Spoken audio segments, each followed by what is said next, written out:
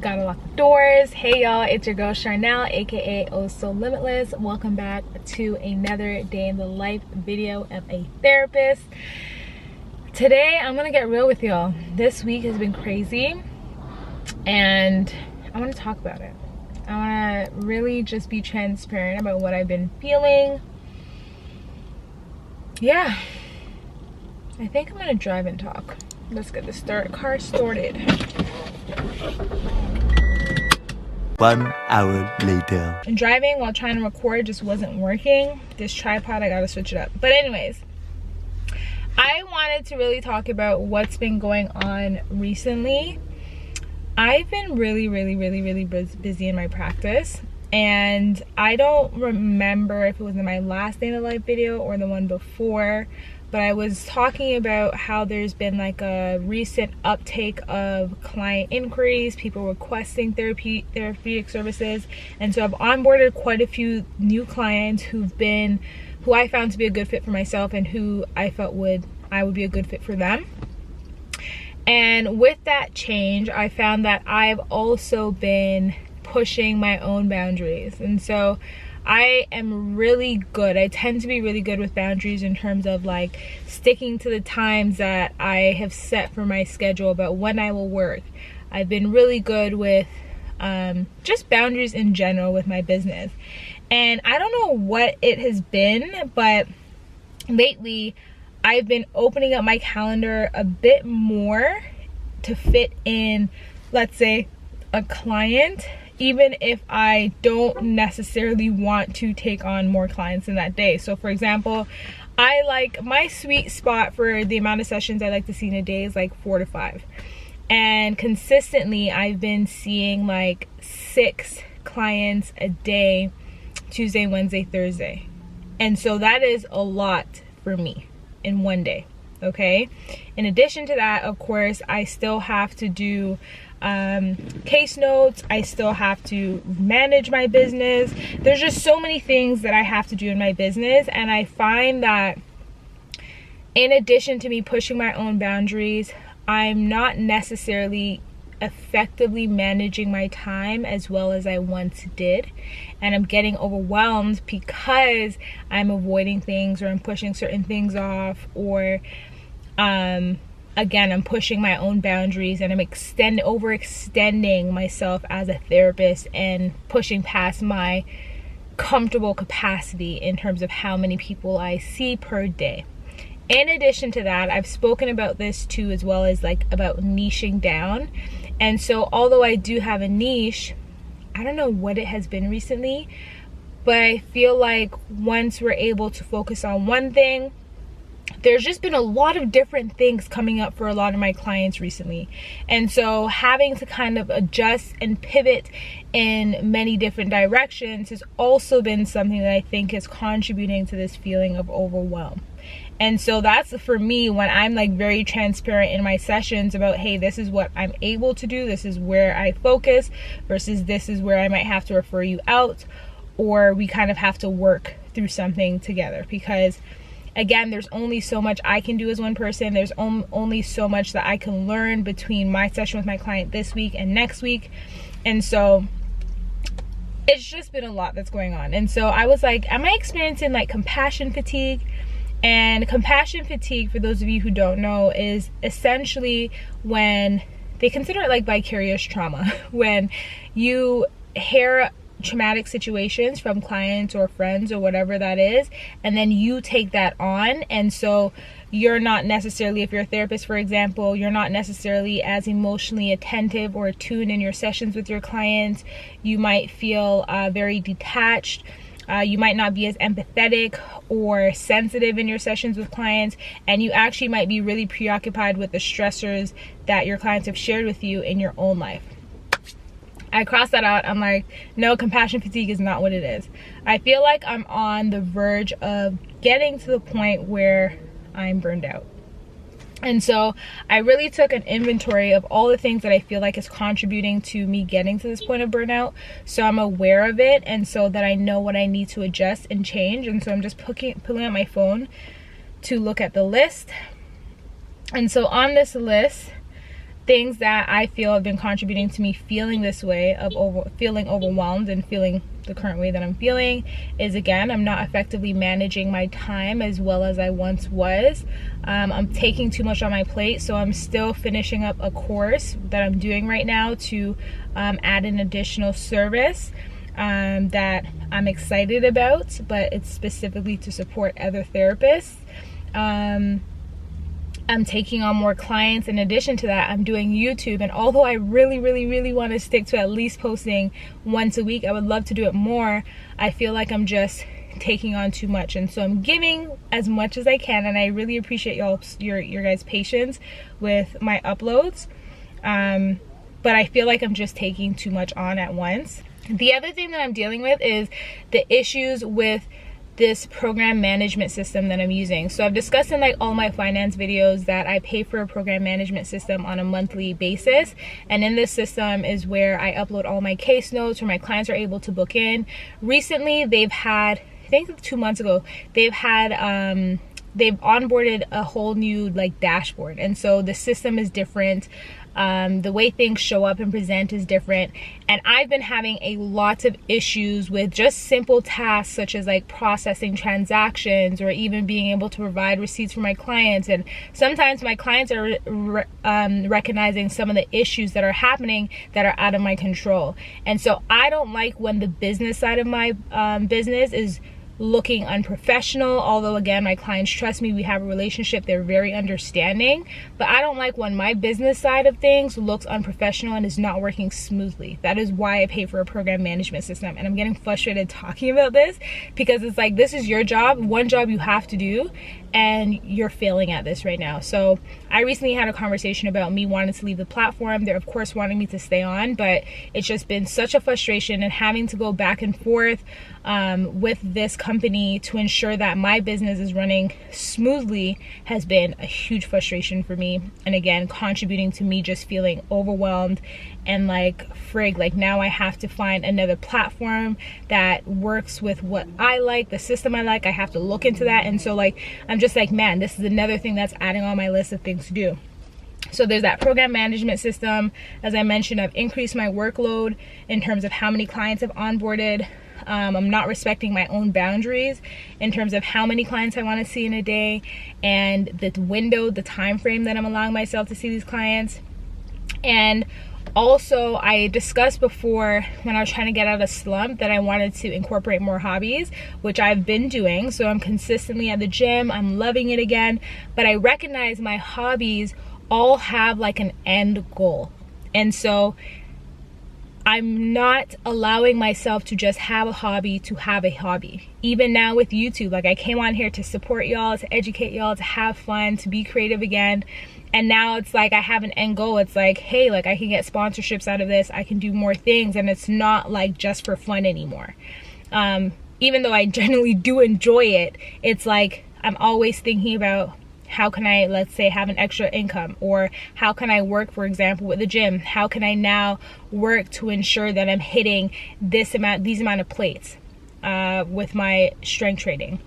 And so I'm always working towards something. If I'm thinking about my skin, because that's been an issue, I'm always doing research, and I'm not just doing something for fun anymore. And so all of these things are contributing to me feeling burnt out. And I'm sorry for this like rant being so long, but I really just want us to recognize how these little things build up over time and impact us as therapists, or those of us who are in helping professions, or those of us in work, period. Like burnout can happen for anybody.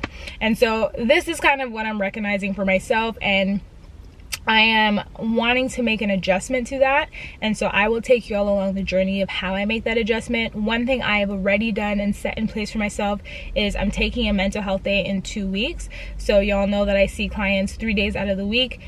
In 2 weeks, I'll only be seeing clients 2 days out of the week, and then one day it's literally going to be like a full self-care day where I just take care of myself. I have to plan what I want to do and just kind of go with the flow so that I don't waste away my day and I actually enjoy my day as well. So that's the plan as of right now, and I think that's it for my rant. Y'all, look at these beautiful flowers my friend sent me this week. She doesn't understand how much I appreciated this. This week has been a tough week, and to have this along with this card, Charnel, these flowers are well overdue, but I thought you deserve to be celebrated. You are the true definition of bet on yourself. We're celebrating your past accomplishments and future success.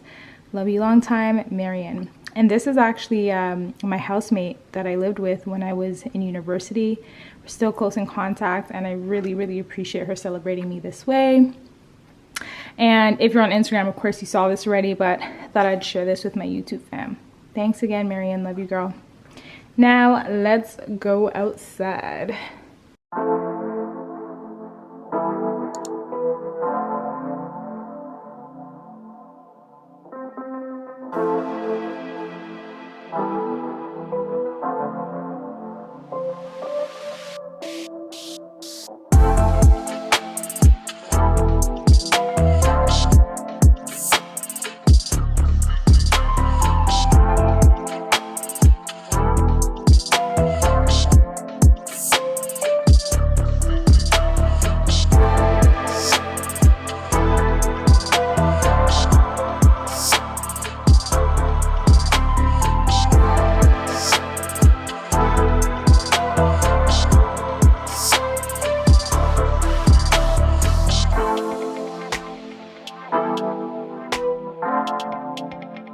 I did have just like a, I guess, logistical question, more ethical question in terms of working with clients who are on vacation.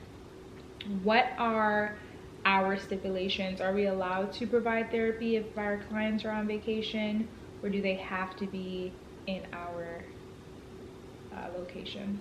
All right, y'all, so supervision is done. I thought I would just kind of do a bit of a recap. In supervision, I brought up a situation with a high-risk client. Just wanted to confirm that I went over every single thing that I was supposed to do, because it's been a long time since I had a high-risk client, and so that could even be something that I discuss and share with you, the process that I went through in ensuring that the client was okay, grounded before leaving that session, and that all the check boxes that I need to do as a therapist was crossed off. So of course, doing a risk assessment, doing a safety plan, and sometimes people will do like a contract with a client. I don't necessarily do contracts with clients, or I haven't done that thus far. My supervisor is one of the individuals who does contracts with clients, but risk assessment, ensuring that you do a safety plan, and ensuring that everything is documented in case notes are the top 3 things. And so I just went through that process to ensure everything's in place, and I really just wanted to explore next steps to ensure that I'm not missing anything. So again, I haven't worked with a high-risk client in a really long time, since being in private practice, to be completely honest, and so I just wanted to get a refresher and ensure everything was done the way it's supposed to go. High-risk situations, again, can also contribute to compassion fatigue or burnout, like I was discussing earlier in this video, because it's unexpected sometimes. You really have to think on your feet. There's also some fear that's associated with dealing with high-risk clients as therapists because of liability and all that kind of stuff. So be cognizant of how you dealing with high-risk clients impacts you, and I think that is something that if you're a therapist and you do see your own therapist, that's something you should explore, and that's also something you can explore in your clinical supervision. Again, I'm always the one that's vouching for clinical supervision because I think it's important for therapists regardless of the stage that you're in. Another thing with clinical supervision is I want you to make sure that the clinical supervisor that you're paying for or using is actually beneficial.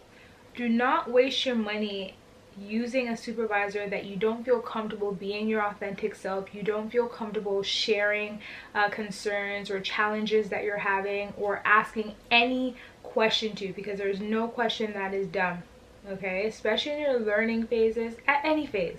And so you want to make sure that you find a supervisor that you think is a good fit for you, you feel comfortable opening up to. There's no judgment that you feel from the clinical supervisor, and a supervisor that's actually competent. Things to think about, because I feel like, especially when I was starting being a therapist, when I was like a grad student doing my internship, I was actually very comfortable with my clinical supervisor. We're actually still in contact. I didn't have to pay for him. It was covered through, again, my grad program. But I ensured that in that first session, I let him know, like, hey, these are things that I'm nervous about, and this is how I would feel best supported. And if there was something that I felt uncomfortable about, I wouldn't be confrontational about it, but I would just say, hey, like, that kind of made me nervous. I was very upfront and honest about my feelings so that I could get the best experience as a supervisee. And I encourage you to do the same. I know sometimes it can be scary. I know sometimes we can think it can lead to conflict, but if you have a good clinical supervisor, they will not receive that personally, and they will receive it as feedback so they can best support you and show up for you.